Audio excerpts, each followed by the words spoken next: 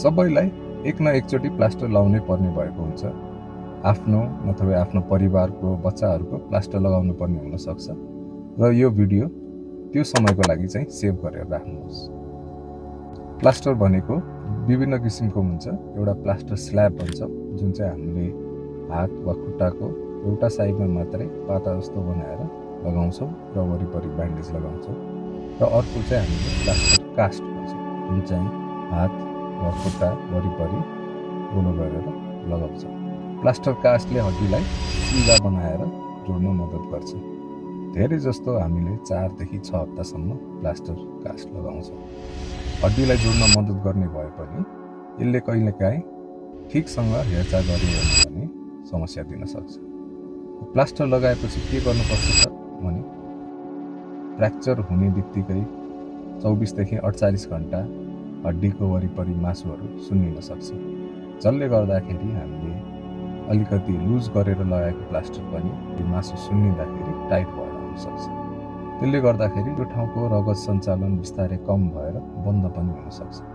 त्यही भएर प्लास्टर लगाएपछि जहिले पनि हात वा खुट्टा छातीको लेभलभन्दा माथि राख्नुहोस् 24 देखि 48 घण्टासम्म।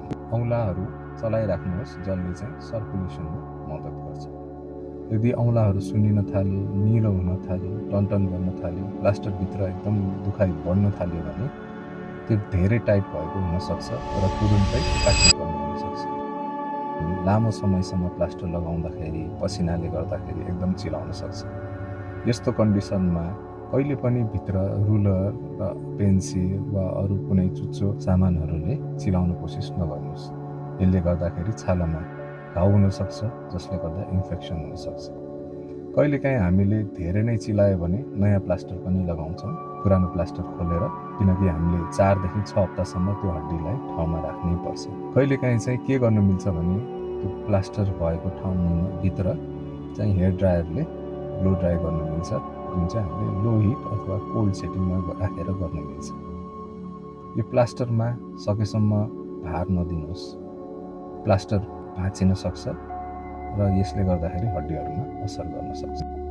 प्लास्टरलाई सकेसम्म नभिजाउनुहोस्, भिजायो भने त्यो प्लास्टर बिग्रिन्छ र नयाँ फाइबर ग्लासको प्लास्टर चाहिँ अलिअलि छिटा पर्यो भने खासै समस्या गर्दैन, तर भिज्यो भने त्यसले अरू समस्या निम्त्याउन सक्छ। र दुखाइ बढ्न थाल्यो, हातहरू टनटन गर्न थाल्यो, सुन्निन थाल्यो भने तुरुन्तै आफ्नो डाक्टरलाई सम्पर्क गर्नुहोस्।